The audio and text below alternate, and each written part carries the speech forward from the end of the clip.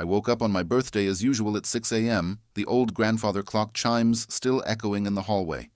Today I turned 77, a number that should have felt like a milestone, but in my mind it was just another notch on a worn-out beam. After Margaret died, I stopped counting years. They blurred together into a slow, formless stretch of time. 5 years without her had felt like 50. My morning ritual remained unchanged. I shuffled into the kitchen, the floorboards groaning under my slippers.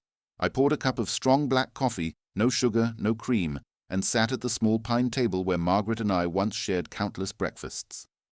The table's varnish was faded now, the surface scarred by decades of use. I spread peanut butter on a slice of whole wheat toast, careful to hit every corner. Then I opened the plastic pill organizer, its compartments labeled Monday through Sunday in Margaret's neat handwriting, and took my medications. She'd insisted I use that organizer a year before she died. "Oren, you're getting forgetful," she'd said, her voice gentle but insistent. I hadn't been forgetful then, not really. I just didn't trust my memory anymore. Behind me, the old house settled with a soft crack. Built by my own hands over the years, first a modest 2-bedroom, then wings added as my woodworking business grew, it had become both a sanctuary and a reminder of loss. The extra rooms on the second floor, once cozy nurseries for Dwight and Lorraine, now stood empty. Their laughter had long since faded, replaced by polite phone calls and rare visits. The house felt too big for one person, and yet I couldn't imagine leaving it. I rose and crossed the hall to the living room, where sunlight filtered through lace curtains onto the threadbare rug. The scent of aged wood mingled with a faint hint of lavender, Margaret's favorite. I ran a hand along the mantel, tracing the frames of our wedding photo and the picture of our children on their high school graduation day. Then I moved to the window overlooking the backyard. The apple tree Margaret and I planted the year Dwight was born was heavy with fruit. Its branches drooped low, as if bowing under the bounty of 52 years. I remembered watering that sapling by hand day after day, convinced its survival depended on my devotion. In that, at least, the tree had succeeded where my son had faltered. The swing set at the far end of the yard lay unused, the paint chipped and faded by seasons of neglect. Lorraine and Dwight had outgrown it years ago, and no grandkids had come to replace them. The silence pressed in around me, punctuated only by the creak of the porch swing and the distant hum of the old lawnmower, still parked near the shed, its engine silent since last summer. My thoughts were interrupted by the sudden trill of the telephone. It sat on the side table, its rotary dial gleaming with polished brass. I picked up the receiver. "Daddy, happy birthday," Lorraine's voice rang out, too bright and cheerful for 9 in the morning. "Thank you, sweetheart," I said, trying to steady my voice. "How are you?" "Oh, fine. Dwight's here too. He wanted to call at the same time." I could hear the two of them talking in the background, voices overlapping. "We're coming over at 2. We're bringing fried chicken and cake. Your favorites." I hesitated, then nodded, even though she couldn't see me. "I'd like that." "Great. See you soon, Dad." She hung up before I could reply. I set the receiver down and stared at the phone, uneasy. Fried chicken and cake sounded celebratory, but the thought of sitting across from my children at a table felt more daunting than comforting. I returned to the kitchen and rinsed out my coffee mug, my hands trembling slightly. By noon, I'd cleaned the dining room and dusted the mantel, though dust would settle again by evening. I arranged the chairs around the table, smoothing the tablecloth, an embroidered piece Margaret had made on our first anniversary. I lined up the silverware, each piece placed just so, recalling how she used to fuss over things being too perfect. Perfection had never mattered much to me, but today I wanted everything to be exactly as she would have liked. At 2, their car crunched down the gravel drive. Lorraine stepped out first, carrying paper-wrapped containers from Southern Kitchen. "We brought your favorite fried chicken," she said, setting them on the table. The aroma filled the room with greasy warmth. Behind her, Dwight held a box from Mildred's Bakery. "Chocolate cake," he announced with a grin. "Diabetic-friendly, according to the label." I forced a smile. "It looks and smells delicious." Nolan, Lorraine's husband, hovered awkwardly in the doorway, hands shoved into his pockets. He wasn't a bad man, just polite to a fault. Lorraine and Nolan had drifted together like two ships in calm waters, steady but unremarkable.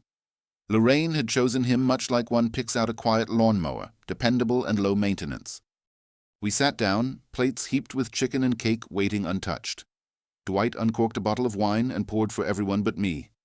"You've got your meds, right, Dad?" he teased, his eyes dancing with mischief. I remembered Margaret's caution, but some rules felt arbitrary now. Actually, I could, I said, surprising them all. But I'd hate to waste good wine on an old man.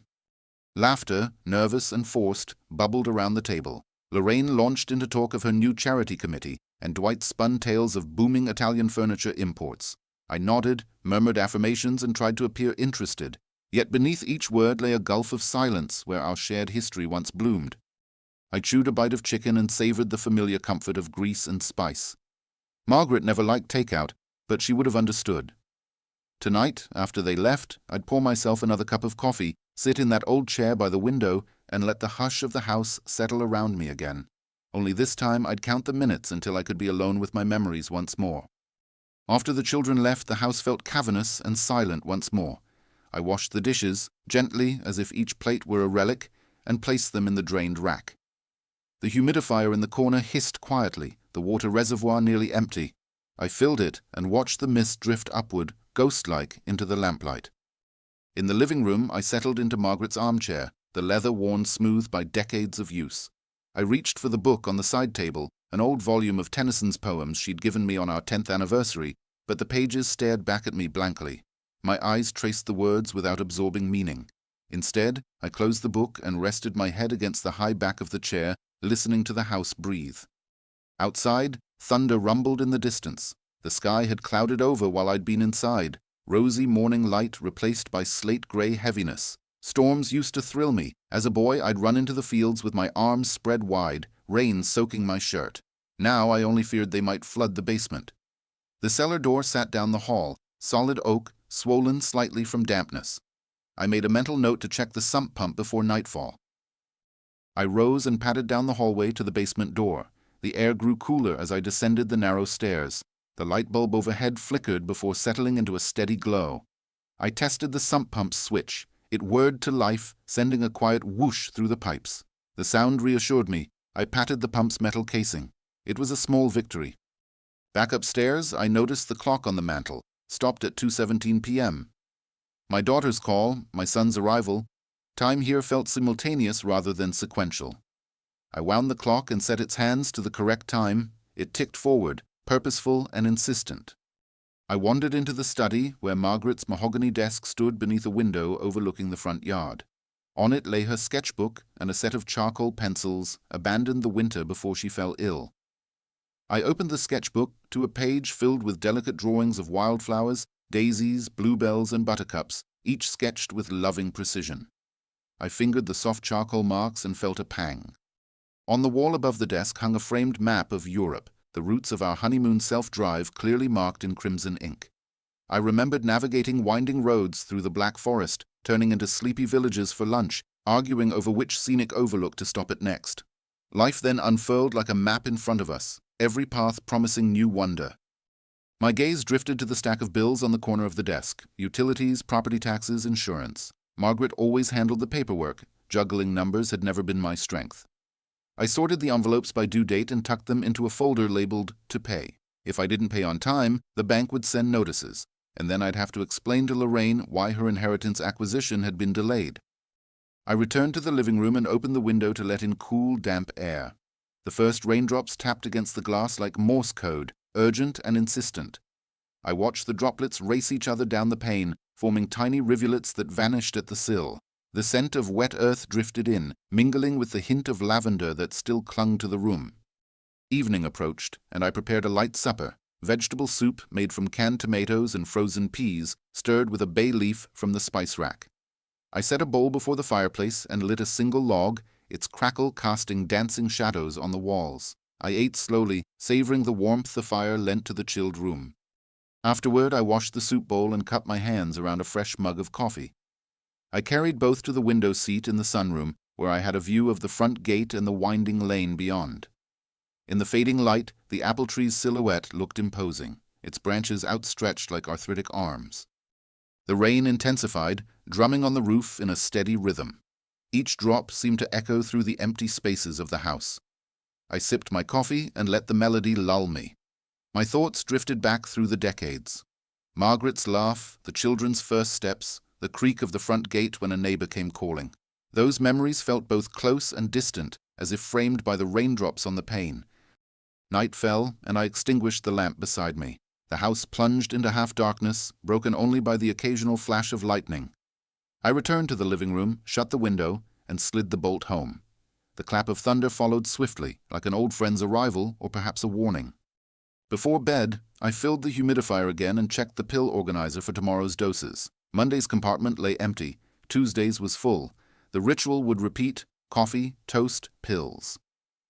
I slid into the bedroom, the mattress sagging slightly under my weight, and turned off the bedside lamp.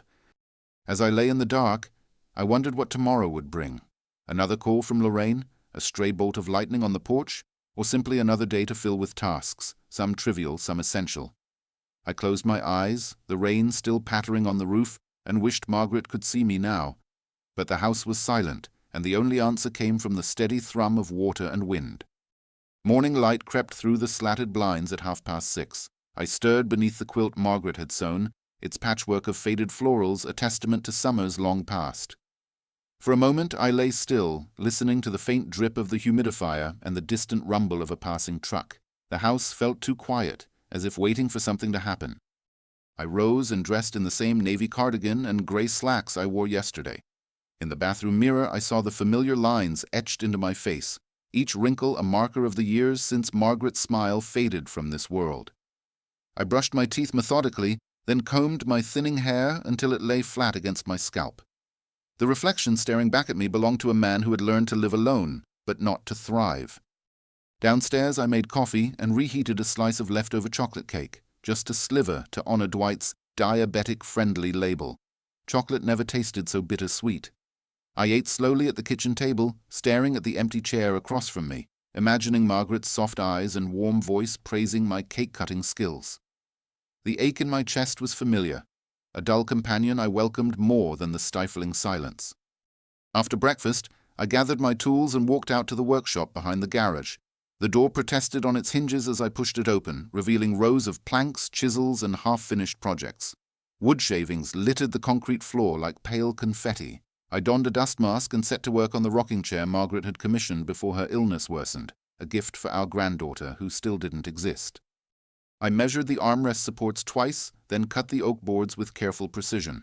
The rhythmic hum of the bandsaw steadied my breathing.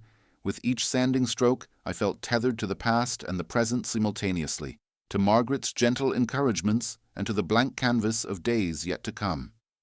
The rocking chair's curves began to emerge under my hands, smooth lines that promised comfort, even if only for someone else's child.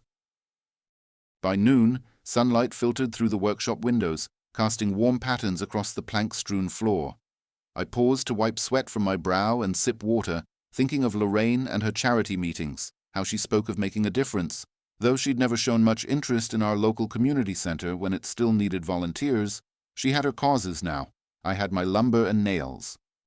I stepped outside, tools in hand, and walked over to the fruit trees along the east fence.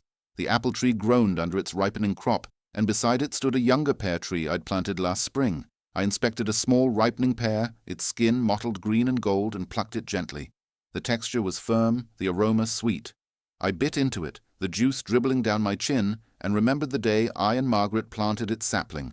The memory was vivid, her laughter as I struggled with the shovel, the afternoon sun warm on our backs, the hope we felt for tomorrow. The porch creaked under my weight as I carried the pear inside. I rinsed it and set it on the windowsill by the sink, next to a potted geranium Margaret had admired at a garden show. Its bright red blooms offered a small rebellion against the grey world outside. I watered it sparingly, murmuring, "Keep going, little one." In the early afternoon, I headed into town to pick up supplies, sandpaper, wood glue, and a fresh filter for the humidifier. The hardware store was quiet but friendly. I exchanged pleasantries with Carl, the owner, who asked after Margaret. "Miss her every day," I said, handing over a handful of bills. He nodded sympathetically and packed my purchases in a paper bag. On the drive home, I stopped at the small cemetery where Margaret's ashes lay beneath a magnolia tree. A gentle breeze ruffled the blossoms. I parked on the narrow lane, stepped onto the grass, and approached the headstone, just her name, her years, and a single verse from Tennyson. "And I will go with him through the dark." I knelt, placing the paper bag at the base of the stone, then removed a packet of wildflower seeds from my coat pocket. I scattered them around the magnolia's roots. "Grow wild," I whispered, "grow beautiful." Back in the workshop, I resumed work on the rocking chair, the afternoon light waning. I fitted the back slats into place, each joint snug against the other. My hands moved more slowly than they once did, but with deliberate care.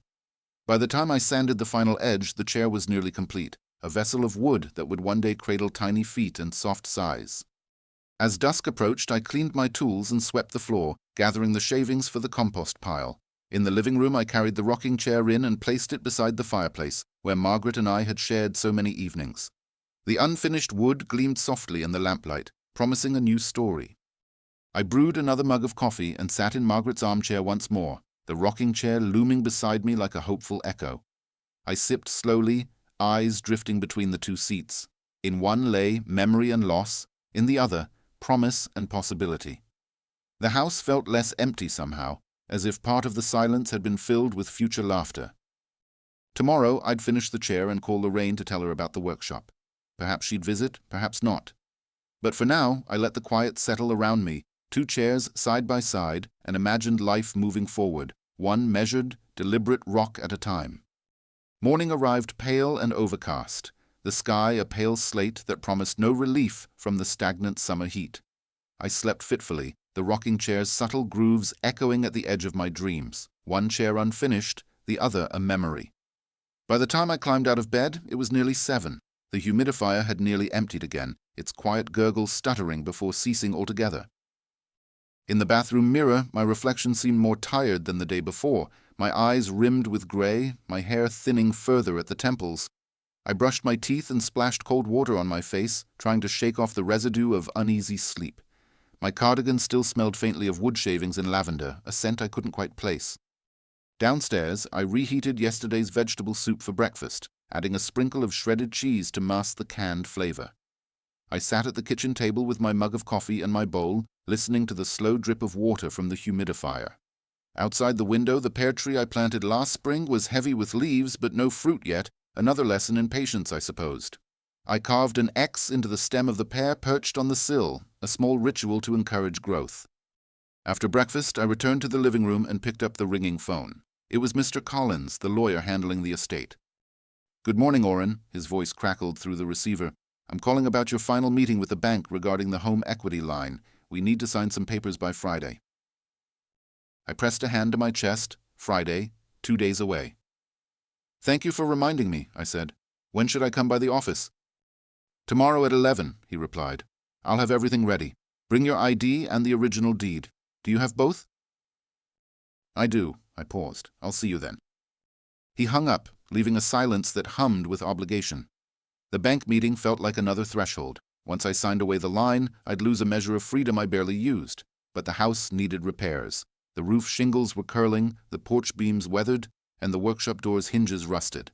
Without that equity, I couldn't pay for the materials. I noted the appointment on the small calendar hanging by the door. Wednesday, 11 a.m. Lawyer, HELOC papers. Beneath it, I wrote in faint pencil, "Bring deed ID." I folded the calendar closed and tucked it into my jacket pocket. Late morning found me in the workshop again, sanding the final curves of the rocking chair's armrests. The wood dust clung to my sweater, and I sneezed twice before attaching the last piece. A soft grain ran through the oak, forming a subtle heart shape where the arm connected to the backrest. I smiled as if Margaret were nudging me from beyond, approving the detail. I wiped my hands on a rag and carried the chair into the living room, placing it beside Margaret's armchair in the exact spot I'd left it the night before. I stepped back to admire it, smooth, sturdy, the unfinished wood glowing in the diffuse afternoon light. Its legs curved gently, promising a soothing rock to whoever sat there. I ran a fingertip along the seat, feeling the fine grit of sanded oak. Tomorrow I'd apply stain and finish. At noon, I dressed in my navy blazer and gray slacks, the same clothes I wore to every important meeting since Margaret died, and drove into town. The lawyer's office occupied the brick storefront above the old pharmacy. Inside, Mr. Collins sat behind a neat desk piled with manila folders. He smiled up as I entered. "Good to see you, Orrin," he said, gesturing to a chair. "Let's get started." We reviewed the documents, the line's remaining balance, interest rates, and the terms for repayment. He handed me a pen, and I signed my name on the dotted lines, each signature a small contraction in my chest. He slid the papers across the desk. "That's it," he said. "You're all set." I nodded, too tense to speak. He handed me a copy of the final agreement.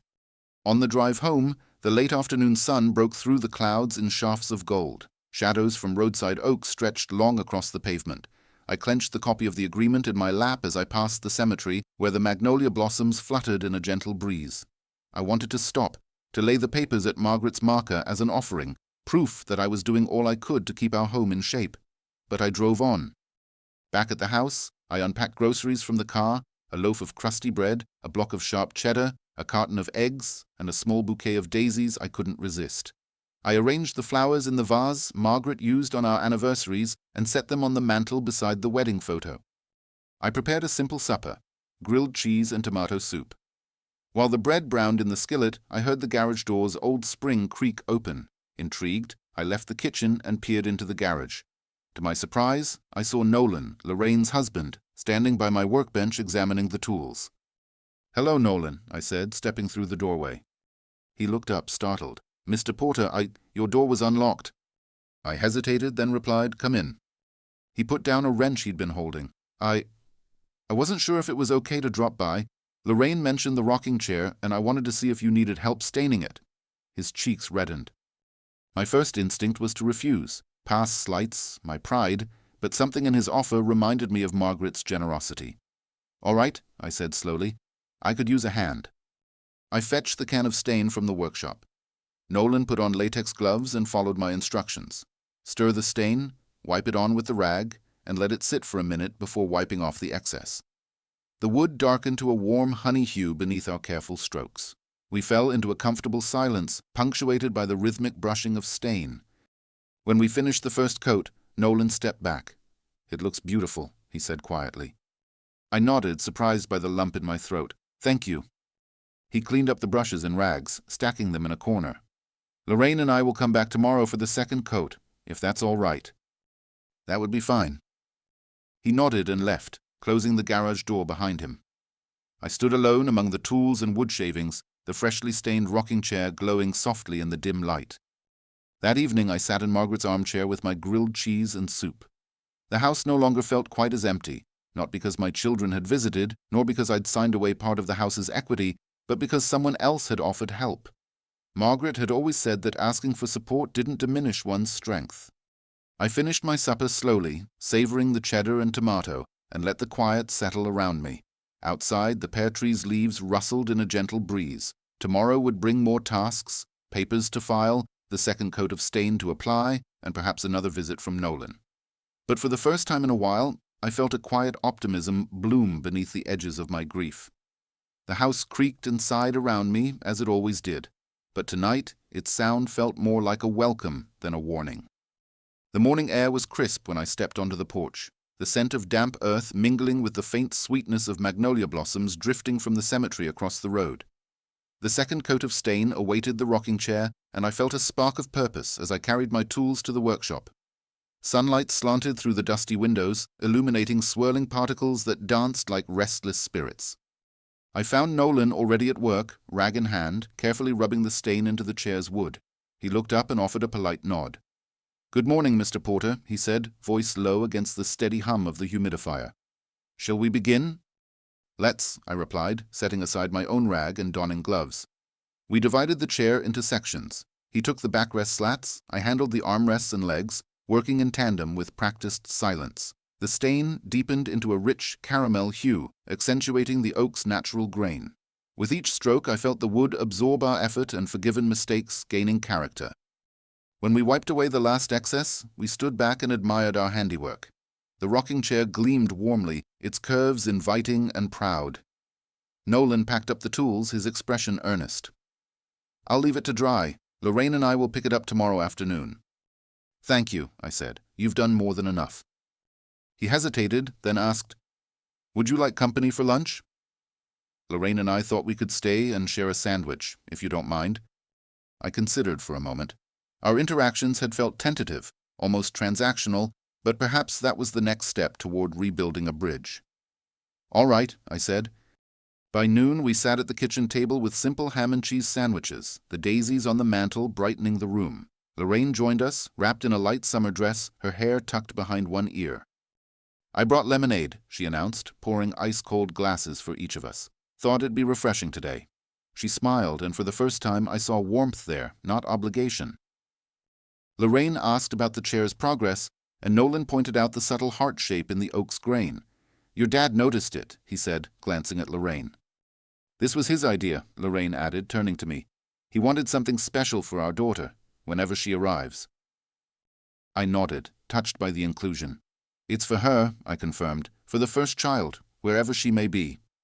Our conversation settled into easy rhythms. Lorraine spoke of a new community garden project. Nolan offered insights on waterproof finishes to protect the chair from spills and sunshine. I listened and asked questions, surprised at how naturally the dialogue unfolded. When the plates were empty and the lemonade gone, Lorraine stood and gathered her napkin. "We should let you rest," she said softly, "but we'll return tomorrow to collect the chair." I walked them to the door, feeling the memory of Margaret's hand in mine. Outside, the afternoon sun was strong, but the shade of the porch offered cool relief. As they left, Lorraine squeezed my arm. "Thank you, Dad," she whispered. I watched their car disappear down the drive, and a quiet satisfaction settled in my chest.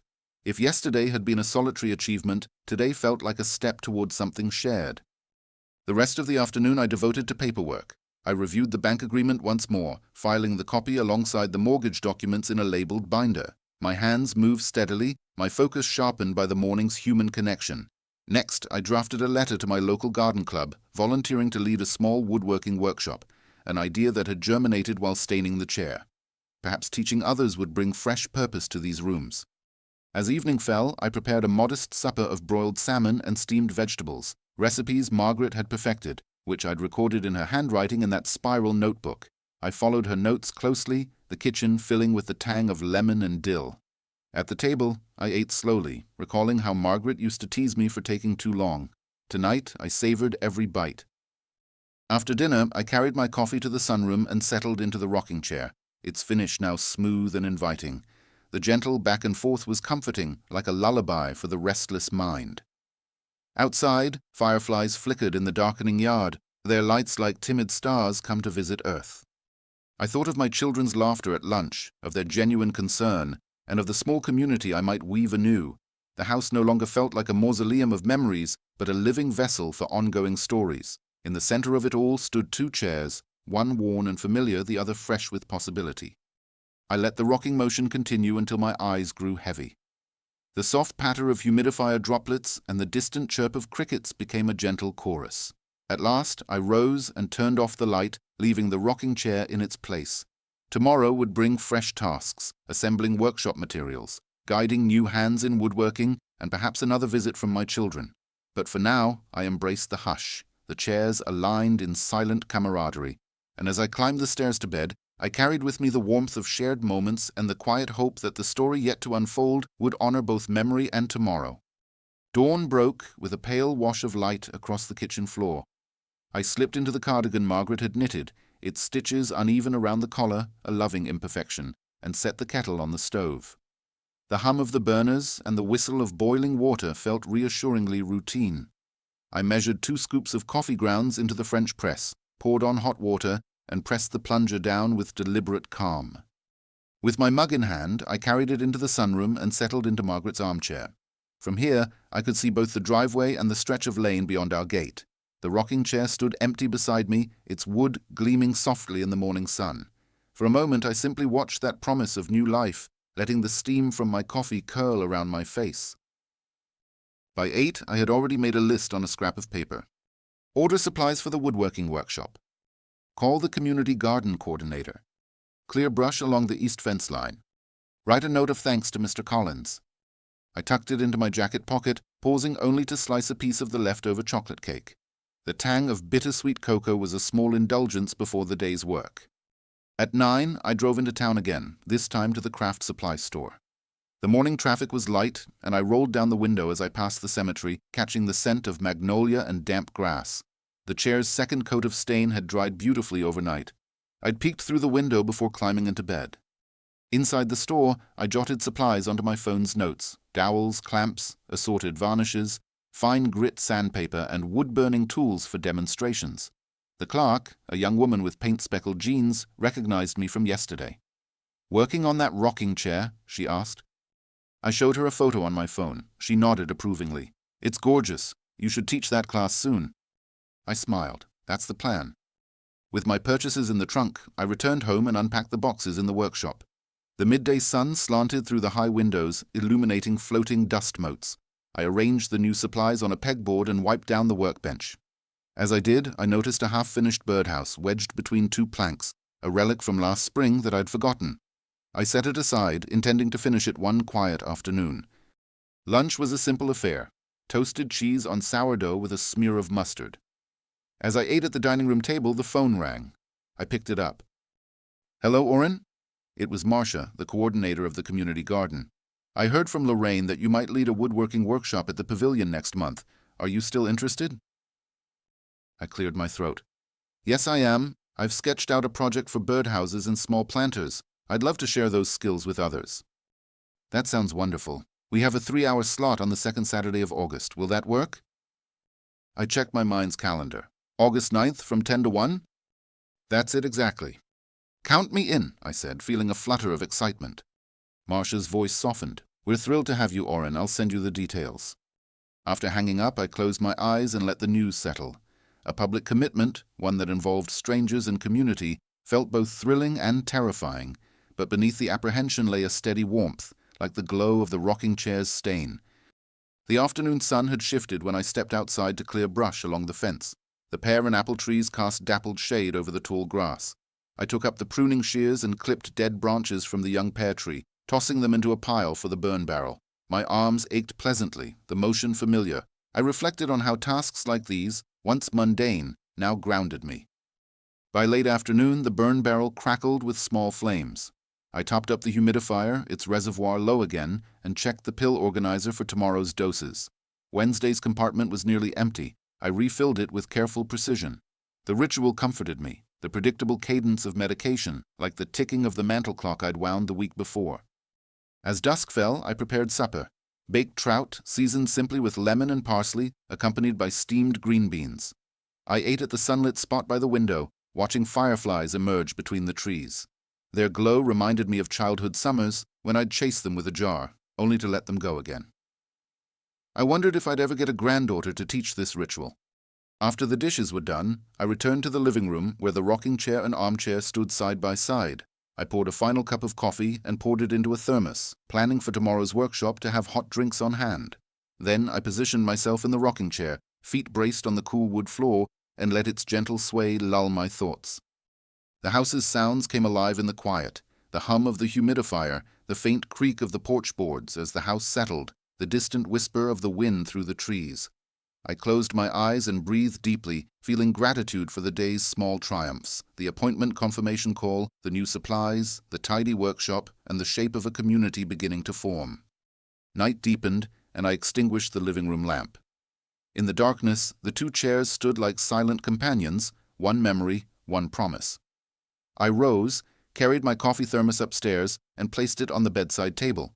As I slipped between the covers, I told myself that tomorrow would bring new faces, new stories, and another chance to build something enduring, one careful stroke at a time.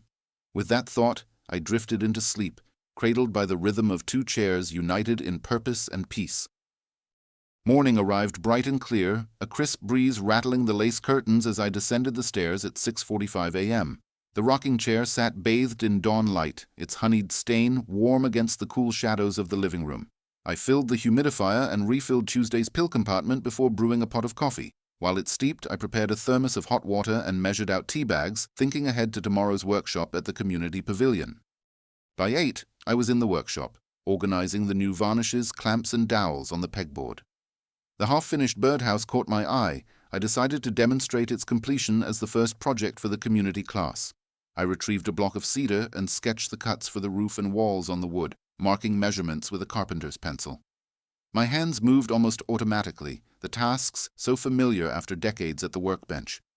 At 9:30, I packed my truck: the rocking chair for show, boxes of supplies, folding stools, and a small tablecloth. I double-checked the list Marcia had sent: Pavilion 3B, August 9th, 10 a.m. to 1 p.m., tools and safety goggles required. I added extra gloves and a first aid kit, recalling how Margaret always insisted on safety first. The thought brought a small smile. The drive into town was pleasant. Fields of goldenrod and Queen Anne's lace lined the road. At the pavilion, volunteers were already unloading tables and chairs. Marcia greeted me with a stack of name tags and a bright welcome banner. "Oren, you look ready," she said, her eyes gleaming with energy. I returned her smile and helped lay out the materials, a workstation for each participant, labeled with their names and their chosen project. Some had signed up for birdhouses, others for small planter boxes. By 10 o'clock, a group of about a dozen locals gathered around, young parents, retirees, curious teenagers. I introduced myself and shared a brief story of how woodworking had shaped my life, how each piece of furniture I built was a memory rendered in oaken maple. I showed them the rocking chair and the birdhouse in progress. Then I handed out pencils and rulers. "Let's start by measuring and marking," I instructed, moving through the rows to offer guidance. The morning passed in a rhythm of saws, sandpaper, and shared laughter. I helped a young woman named Isabel square the corners of her cedar birdhouse. She beamed when the pieces fit snugly. A retired mail carrier, Henry, asked for advice on reinforcing his planter box for heavier soil. I demonstrated a simple mortise and tenon joint, and his eyes lit up in recognition. Between demonstrations, I paused to sip coffee from my thermos and chat with Marcia about next year's garden festival. At noon, we paused for sandwiches and lemonade, Lorraine's homemade recipe, Marcia told me. I listened as participants exchanged tips, brush types, wood finishes, weekend projects. Lorraine and Nolan arrived, bearing platters of cookies shaped like tiny wooden tools. Lorraine hugged me warmly. "This is wonderful, Dad," she said. I patted her hand, pride and gratitude filling my chest. After lunch, we resumed work, applying clear varnish to completed pieces. The sun shone through the pavilion's open sides, glinting off the glossy wood as each participant took turns brushing on coats. I demonstrated the technique and stepped back, letting them practice. One by one, they showed me their finished birdhouses and planters, each unique, each marked by the maker's personality. By 1:30, the workshop concluded. I gathered leftover supplies and folded the banner. Marcia thanked me profusely, promising to feature photos of our class in the next newsletter. As I packed my truck, participants waved goodbye, some inviting me to future events. I realized I felt more alive than I had in years. The drive home felt lighter. I parked in the driveway and carried the remaining varnishes into the workshop. The rocking chair waited by the garage, its varnish curing beautifully in the afternoon sun. I removed my jacket and hung it on the pegboard, savoring the quiet of my own space again. Inside, the house felt warmer somehow. I brewed a cup of tea and carried it to the sunroom, where the rocking chair beckoned. I settled into it and let the gentle motion lull me, watching swallows dart across the yard. My heart swelled with a sense of purpose and connection, a community building birdhouses and planters, my children growing closer, and a house that had become more than memory. It was now a hub of life. As dusk approached, I rifled through the mail and found a handwritten note from Mr. Collins. "Thank you for the lovely daisies and your prompt attention to the HELOC documents. Let me know if you need anything further." I placed the note on the mantel beside Margaret's wedding photo, the daisies bright against the old wood. Later, I prepared a modest dinner, omelette with herbs from the garden, and ate by the fireplace. In the afterglow of the day's success, I reflected on how small acts, staining a chair, teaching a class, scattering wildflower seeds, had rekindled connections and forged new beginnings. When I finally climbed the stairs to bed, the house was silent, save for the humidifier's soft hiss. I paused in the hallway, glancing back at the living room where the two chairs stood side by side. One cradled memories of Margaret, the other held the promise of tomorrow's stories yet to be told. Smiling, I whispered good night to both. Then I stepped into the bedroom, closed the door behind me, and let sleep carry me forward into another day of possibility. The hush of early morning greeted me as I descended the stairs, the humidifier's mist still swirling in the soft glow of dawn. I paused at the top of the steps, listening for the familiar creak of the floorboard outside our bedroom, each sound a comforting reminder that the house, like its owner, was still alive. I shook off the last tendrils of sleep and made my way to the kitchen, where I filled the humidifier and checked Wednesday's pill compartment. Empty. I refilled it carefully, aligning each tablet as Margaret once showed me, then measured coffee grounds into the filter. While the coffee dripped, I retrieved the varnished rocking chair from the workshop and carried it into the living room. Its glossy finish caught the morning light, lending the room an air of celebration. Beside it, Margaret's armchair seemed to inhale, as if eager to resume our quiet conversations. I set the chair in its place and stepped back to admire the transformation, an echo of yesterday's workshop still resonating in its polished surface. After breakfast, a bowl of oatmeal with honey and sliced almonds, I dressed in jeans and a flannel shirt. I had chores to attend to, clearing the brush along the north fence line and replacing the humidifier filter. I made a fresh list, adding a new item at the top. Replace humidifier filter. Clear brush along north fence. Finish cedar birdhouse. Send woodworking workshop details to the garden club. I tucked the list into my shirt pocket and headed out into the backyard. The north fence was overgrown with brambles that snagged at my sleeves. I put on heavy gloves, grabbed loppers, and set to work. The brambles came down in tangles of thorn and vine, each cut releasing a small puff of wood smoke from the burn barrel. Halfway through, sweat ran down my back despite the cool air. I paused to sip water and wipe my brow, surveying the cleared strip of earth. Already I could imagine small sunflowers lining the fence next spring. Back inside, I replaced the humidifier filter, noting the gurgle of the water flow smoothing out once the new gauze sat in place. With that task complete, I fetched the cedar birdhouse from the workshop. The walls and roof were cut, only the perch and final sanding remained. I worked at the bench with focused care, drilling a hole for the perch, sanding edges until they were feather soft, then fitting the little dowel so it protruded just so. When I finished, I held the birdhouse to the light. Its cedar panels gleamed pale orange, and the tiny roof shingles formed neat rows. I tapped the perch gently, it held firm. I stepped back, breathing deeply, and recalled teaching Isabel those measuring techniques last week. Perhaps I could bring this model to the next class as a more advanced project. I scribbled the idea on the back of my list and placed the birdhouse on the windowsill to catch the sun. By noon, I drove into town to mail a letter to Marcia, confirming my August 9th workshop and enclosing a brief supply list. At the post office, I chatted with the clerk. She admired the daisies on the envelope, which I'd pressed between the pages of my journal. "They're from my wife's favorite bouquet," I said. The clerk nodded sympathetically and slid the stamped envelope into the slot. On the way home, I stopped by the cemetery and laid the small birdhouse at the base of Margaret's magnolia tree. I imagined a bluebird investigating its tiny entrance, though I knew the birds that nested here would choose as they wished. I patted the tree's smooth trunk and whispered, "This one's for you." Afternoon tasks awaited. I returned to the workshop to organize tools for tomorrow's private lesson with Henry, the retired mail carrier who'd asked for extra help on his planter box. I gathered clamps, chisels, and a length of oak dowel, laying each item on a fold-out table in the garage. When I was satisfied, I swept the floor and turned off the overhead light, leaving the workshop neat and ready. Inside the house, I prepared a light supper of vegetable frittata and a side salad. As I ate, I glanced at the mantel clock, 5:30.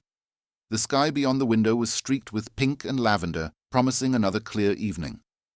I cleaned the dishes and took my coffee thermos upstairs, setting it next to the bedside lamp. In the living room, I sank into the rocking chair, its subtle motion a balm to tired muscles. I thought of tomorrow's lesson, guiding Henry through mortise and tenon joints, ensuring the box could bear the weight of soil and plants. I looked between the two chairs, the armchair and the new rocking chair, and felt gratitude for the balance they represented, memory and renewal, past and future. The house was no longer a resting place for old ghosts, but a workshop of living moments. When I finally climbed into bed, the windows open to the night air, I lingered on the pillow, listening to the distant hoot of an owl and the gentle drip of the humidifier. Tomorrow would bring fresh tasks, new faces, and another chance to shape wood and life with my own hands. With that thought, I closed my eyes and let the rhythm of the rocking chair's promise carry me into sleep.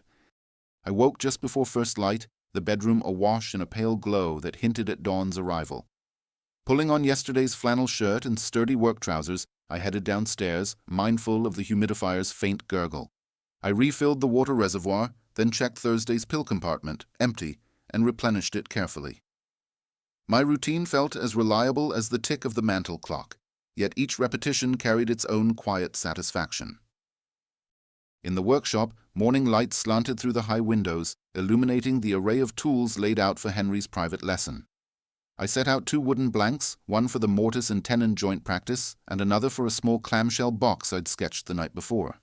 I placed clamps, chisels, a mallet, and fine grit sandpaper neatly on the bench, then fetched a fresh rag and a small bottle of linseed oil, recalling how Margaret used it to finish her sketching pencils.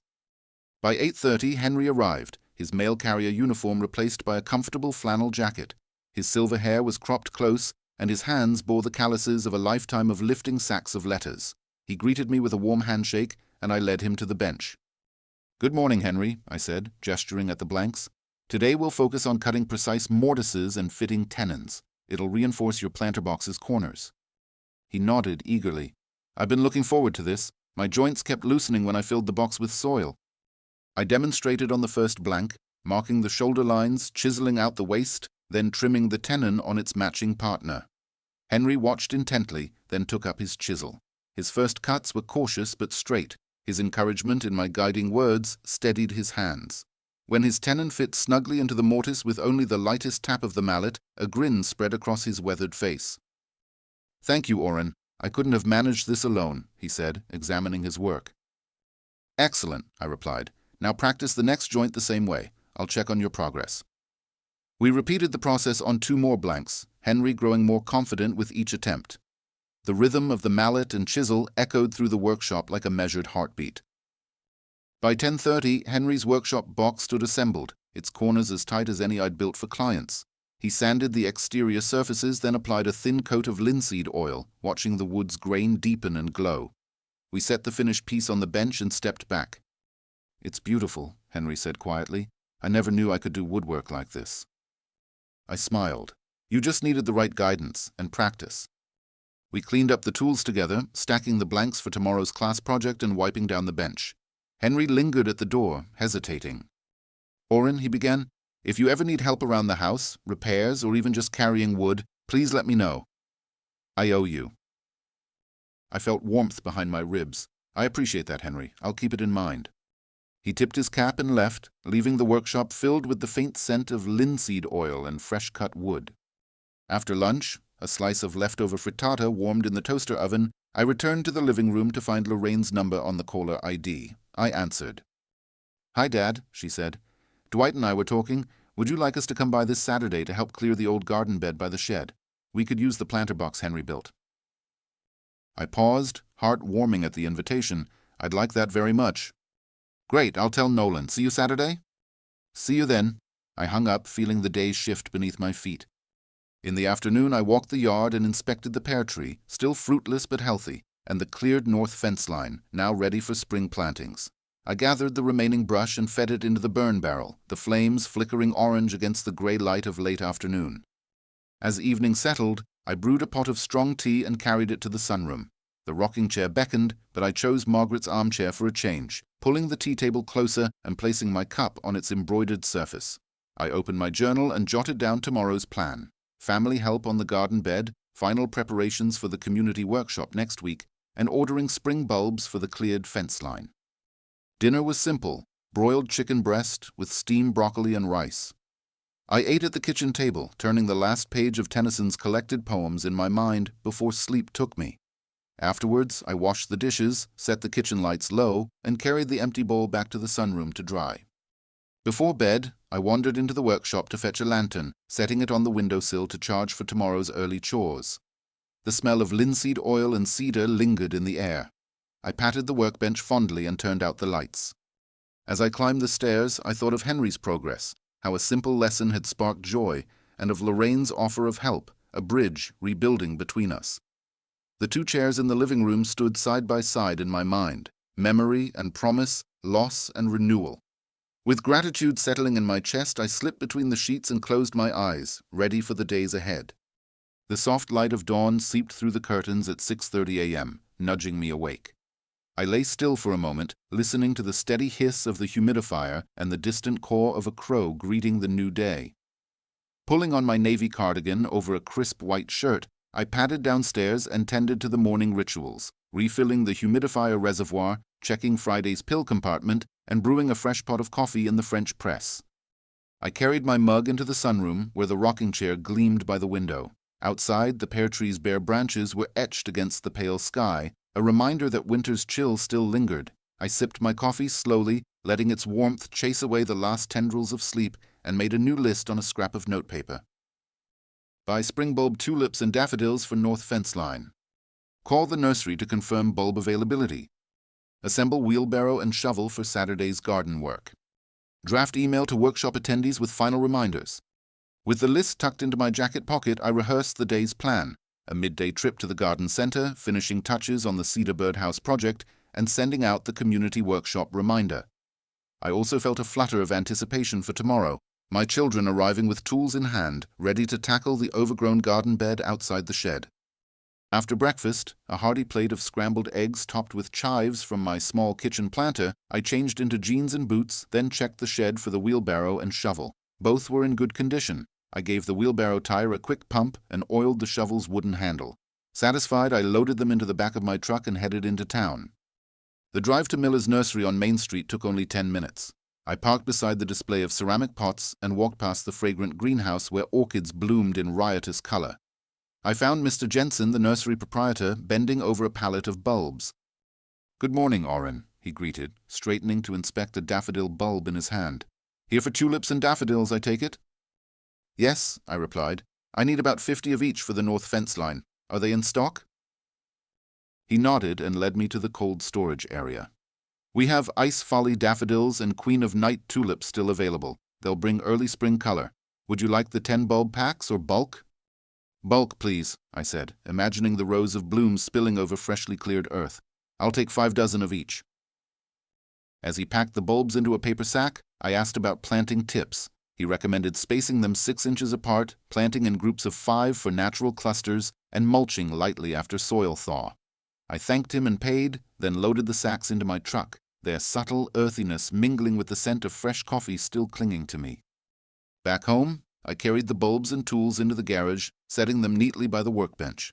I washed the morning sweat from my forehead and noted the time, almost 11. I returned to the house to draft the email to my workshop attendees, reminding them of our August 9th date, location details, and a list of safety gear to bring. I sent it off with a click, already receiving a few replies of thanks and confirmation. I paused for lunch, a toasted English muffin with remnants of yesterday's baked trout, then retrieved the half-finished clamshell box project from the workshop. The grain of the cherry wood was warm and inviting. I marked out the lid's hinge placement and used a small drill bit to pilot the screw holes. As I worked, I thought of how the box might serve as a gift for a future granddaughter, its smooth curves a testament to patience and love. By mid-afternoon, the box was assembled, sanded, and ready for a coat of linseed oil. I applied it carefully, watching the wood's color deepen to a rich amber. I set the box on a rag to cure and wiped my hands clean. The workshop smelled faintly of oil and wood, a comforting aroma that always centered me. Before closing up for the day, I took the time to sweep the floor and tidy my tools, preparing for tomorrow's busier schedule. I hung my jacket on the pegboard and switched off the overhead light, leaving the workshop bathed in the soft glow of late afternoon sun through the windows. Inside, I prepared a simple supper of pasta with sautéed spinach and garlic. As I ate in the kitchen, I glanced at the notepad on the counter where I'd written, "Saturday Kids and Garden." I smiled, remembering Lorraine's excited voice when she'd offered to help. I set the plate aside and washed the dishes, then carried a pot of tea to the living room. I settled into the rocking chair, its gentle motion soothing, and placed the small clamshell box on the side table beside me. The armchair opposite held the still empty daisies that had arrived in today's mail from Mr. Collins, a thin envelope bearing more thanks and encouragement. I poured a mug of tea and sipped slowly, letting the quiet settle. Outside, the sky darkened to shades of rose and purple, and a cool breeze rustled the branches of the apple tree. I thought of tomorrow's labor, hauling brush, digging soil, and planting bulbs, and of the warmth of family working side by side. The house felt ready, each corner prepared for the shared effort to come. When I finished my tea, I carried the empty mug to the sink and flicked off the kitchen lights. In the living room, the 2 chairs, one worn by time, the other refreshed by my hands, stood in companionable silence. I wound the mantel clock forward an hour for daylight saving, slipped my jacket off its peg, and climbed the stairs. In bed, I reached out for the pillow embroidered with Margaret's initials, closed my eyes, and let the promise of tomorrow's sunrise lull me into sleep. The sun was barely up when I padded downstairs, the humidifier's mist dancing in the dawn light.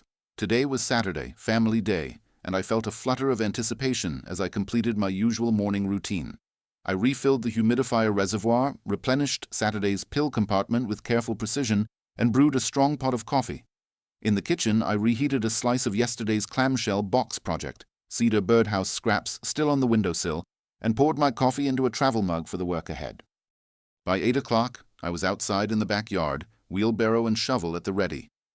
The north fence line lay cleared of brambles, a tidy strip of earth awaiting color. Lorraine's bright blue sedan rolled down the gravel drive at exactly 8:15 a.m., followed by Dwight's truck with Nolan riding shotgun.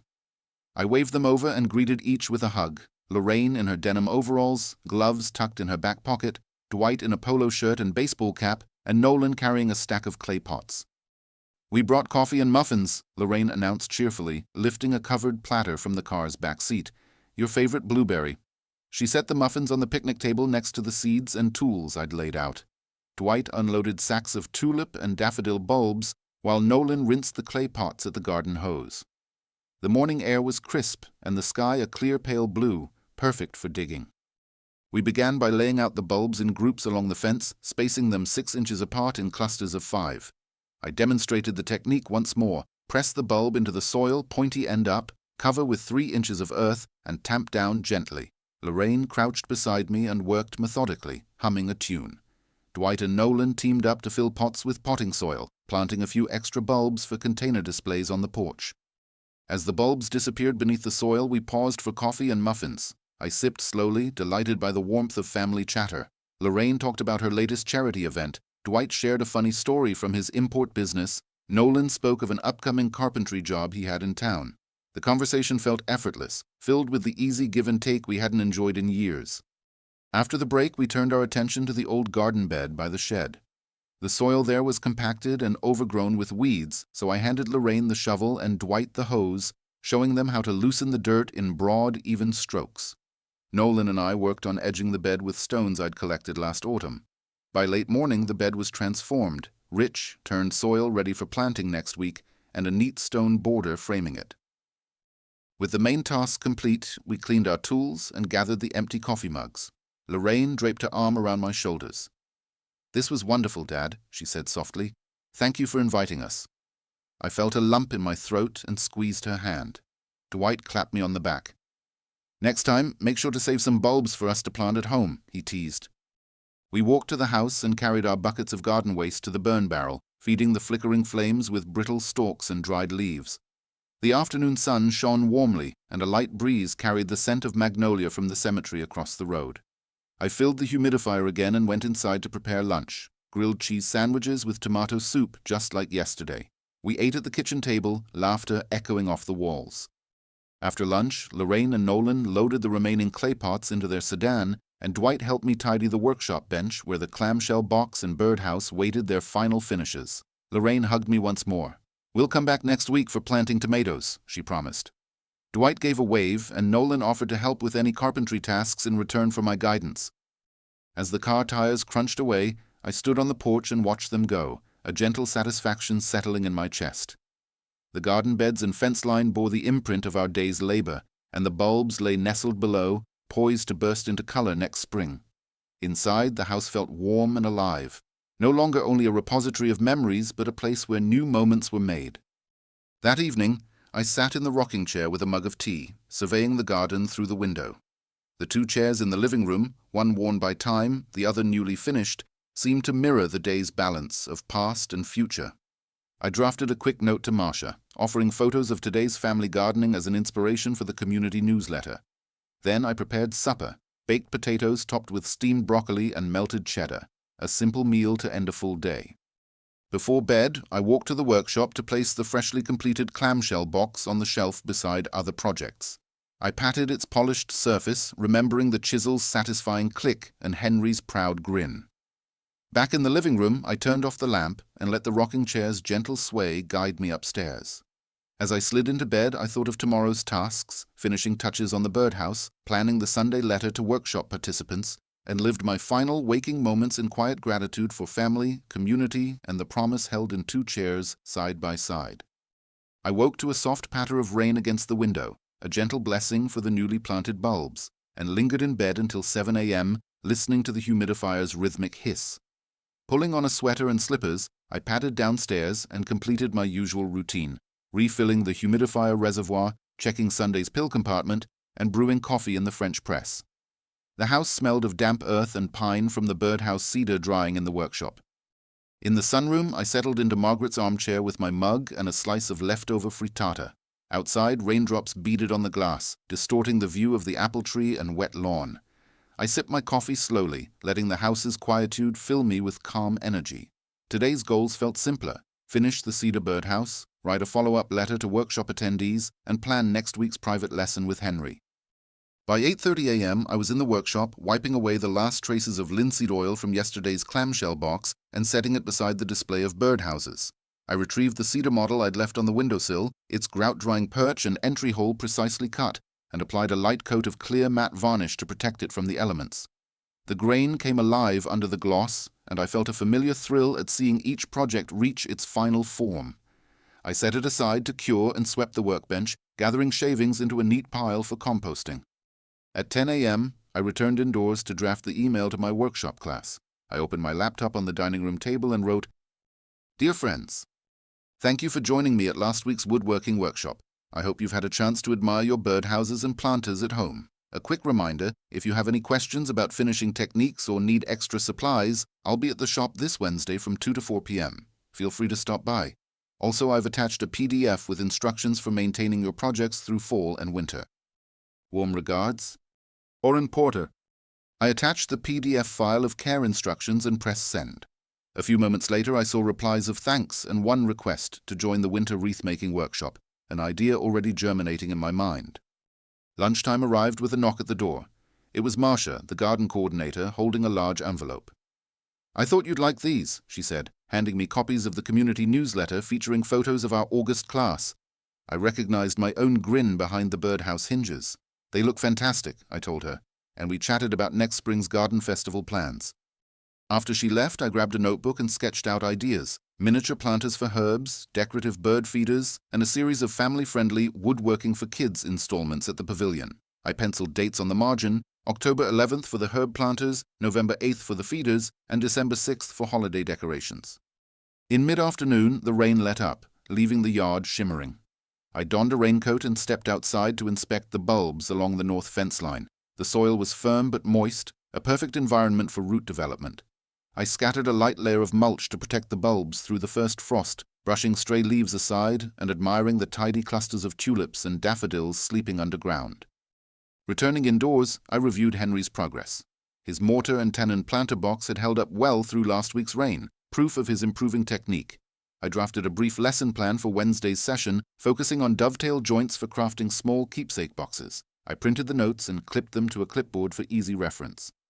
By 5 p.m., the workshop was organized, the living room chairs positioned for maximum comfort, and the kitchen lights low. I prepared a simple supper of rice and beans seasoned with herbs from the garden. As I ate, I thought of the week ahead: private lessons, community classes, and the promise of spring color. Before bed, I carried my coffee thermos upstairs and placed it beside the lamp. The rain tapped softly on the roof, a lullaby for a restful night.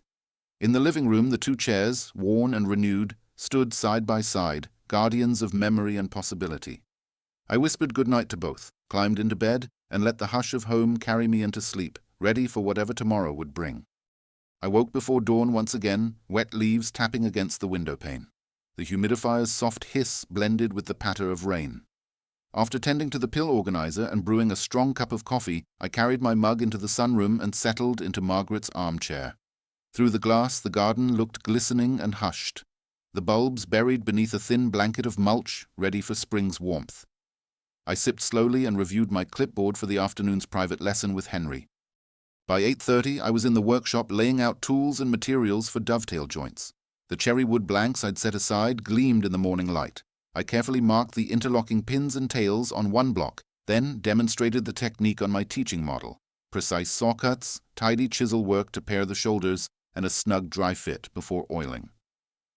The precision drew a small crowd of curious sparrows at the window.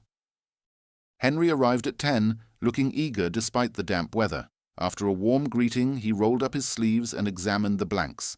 "I've watched your demonstration," he said, "but I know my cuts will be crooked." I smiled, handed him a straight edge, and reminded him that hand tools demanded patience and practice. He started by marking his lines. His first saw cut wavered slightly, but with guidance he corrected the angle and produced a straighter kerf. I showed him how to chisel from both sides for cleaner waste removal. When he test-fitted his first tail into the pinboard, I held the joint as he tapped it home. The fit was tight enough to hold on its own. "By golly," he exclaimed, "it holds itself up." His pride warmed my chest.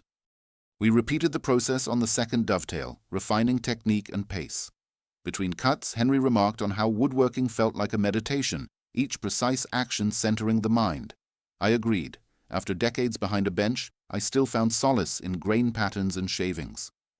By noon, his small keepsake box was assembled, its dovetails flashing at each corner.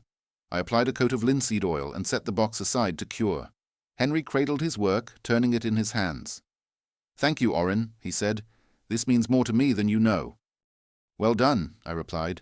"I'll see you next week for finishing techniques." As he left, I swept the bench and restocked the shelf with fresh cherry scraps for the next student. After lunch, a bowl of tomato soup with crusty bread, I returned to the computer to check replies from my workshop email. A few attendees had questions about sanding grit progression. I drafted replies recommending 120, 220, and 320 grit steps, and linked a short diagram I'd drawn. I saved the file as finishingguide.pdf in my workshop folder. The afternoon sun broke through the clouds as the rain finally ceased. I changed into boots and a flannel shirt, then stepped outside to inspect the community pavilion site for photos. The grass was trimmed, the pavilion neat and inviting. I snapped a few clear shots of the tables and tools set up, intending to send them to Marcia so she could include them in the spring newsletter. Back home, I downloaded the photos, selected the best 3, and emailed them with captions. Preparing for March 14th Herb Planter Workshop, Community Pavilion Station 4, and Safety Gear Ready for Use. I felt a thrill at seeing our class's work displayed on screen, a testament to the connections forming through simple wood and shared effort. By late afternoon, I felt my energy draining. I laid out my list for tomorrow, sketch miniature planters, order a new batch of safety goggles, and draft the Herb Workshop handout. The list felt satisfying in its clarity. Dinner was baked cod with a fresh salad, followed by a single piece of the leftover chocolate cake. As I drank tea in the living room, the rocking chair's gentle arc lulled me into thought. I glanced at the 2 chairs side by side, their silhouettes soft in lamplight. The home felt full of family, friends, neighbors, and purpose. Before bed, I wandered into the workshop for one last look. The dovetail joint stood ready, the cedar birdhouse and clamshell box drying on the shelf. I patted the back of the bench and flicked off the lights, leaving the tools poised for tomorrow's tasks. Upstairs, I placed my thermos on the bedside table and lay back, the pillow's floral embroidery warm against my cheek. Outside, the night was still and silent. I closed my eyes, content in the quiet knowledge that wood, like life, could be shaped with care, a practice Margaret and I had cherished together. With that thought, I drifted into sleep, eager for the work of dawn. Dawn's soft light seeped through the curtains, painting the kitchen in pale gold. I rose at 6:30 a.m., reflexively checking the humidifier and refilling its reservoir before opening the pill organizer, Monday's compartment nearly empty, and replenishing the day's doses. I brewed coffee in the French press and carried my mug into the sunroom. The rocking chair waited beside Margaret's armchair, both bathed in morning glow. I sipped slowly, savoring caffeine and quiet. After finishing the last drop, I headed to the workshop with a fresh notepad tucked into my cardigan pocket. Today's agenda felt ambitious: sketch miniature herb planters, order safety goggles, draft the Herb Workshop handout, and refine my autumn wreath project outline. On the bench, the cherry keepsake boxes and cedar birdhouses gleamed softly under the overhead lamp. I fetched a piece of graph paper and began sketching planter designs, interlocking smoking joint corners for stability, a shallow trough at the top for potted herbs, and a carved groove along the perimeter for drainage cups. I numbered each variation: planter A with angled sides, planter B with straight walls and notched handles, planter C with integrated saucer channels. As the shapes took form, I measured dimensions, 10 inches long, 4 inches wide, and 3 inches deep, to ensure they would accommodate standard herb pots. The sun climbed higher, casting diagonal shadows through the workshop windows, and I paused to stretch my shoulders before reviewing the sketches. By mid-morning, I had 3 viable designs. I selected planter B as the primary model for the March 14th Herb Workshop, its clean lines and easy assembly ideal for beginners. I photocopied the sketch and stapled it to a draft handout, adding step-by-step bulleted instructions. Cut and sand all 4 panels. Mark and chisel half lap joints. Dry fit panels and adjust for snugness. Glue and clamp assembly. Apply finish and insert drainage cups. I left blank space at the bottom for materials list and safety notes. Next, I turned to ordering supplies. Opening my laptop, I found my bookmarked supplier for safety goggles. I drafted an email. Subject: order of 20 safety goggles for community workshops.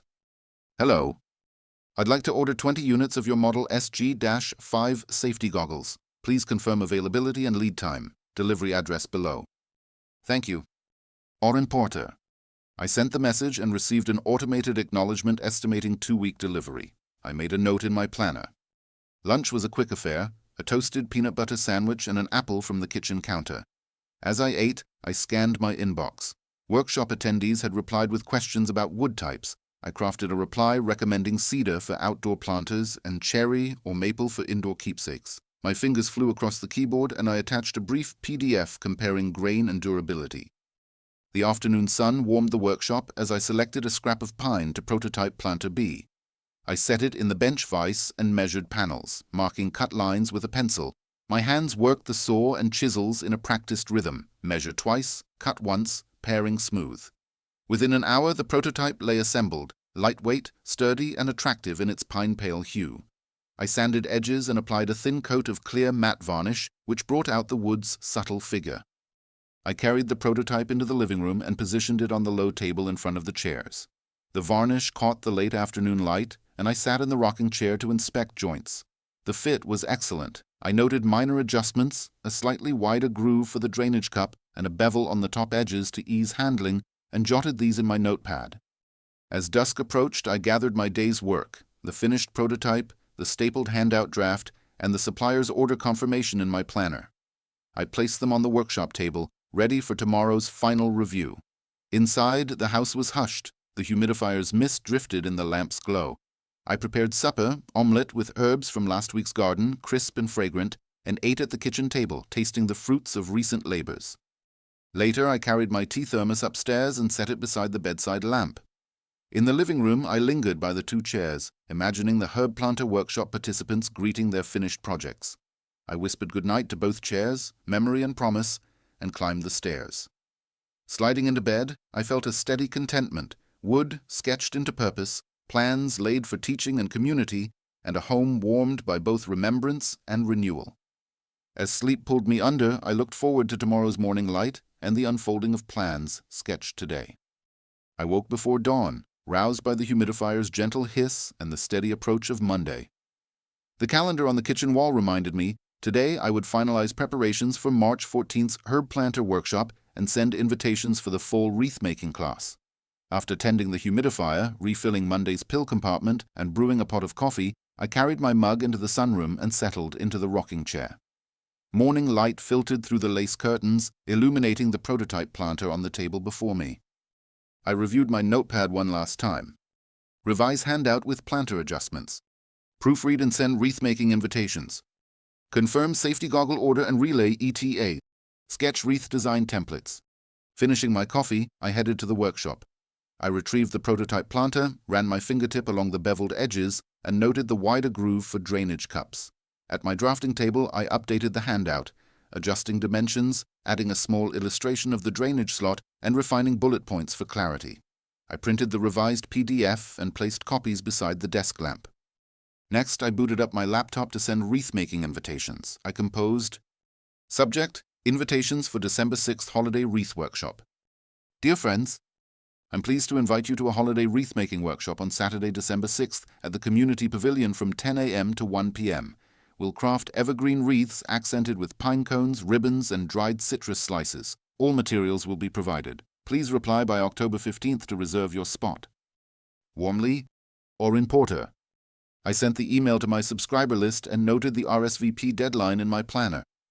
Then I checked my inbox for the safety goggle supplier's confirmation. A brief reply informed me the SG-5 goggles were in stock and would ship in 3 business days. I forwarded the ETA to Marsha, copying the Garden Club office so they could update workshop preparations. With administrative tasks complete, I turned to the wreath design templates. On a fresh sheet of graph paper, I sketched 3 layouts, a classic circular form with clustered pine cones at the base, a half-wreath cascade of evergreens down one side, and a modern geometric square frame with ribbon interlacing. I labeled each sketch and wrote notes on ribbon colors, foliage types, and ribbon tying techniques. By late morning, I had assembled the lesson materials, revised herb planter handouts, a stack of wreath-making flyers, safety goggle delivery notice, and my planner marked with key dates. I arranged them neatly on the workshop desk, as if setting a stage for the upcoming creative gatherings. Lunch was a simple turkey and cheddar sandwich, eaten at the kitchen table while I admired the 2 chairs glowing in the afternoon sun.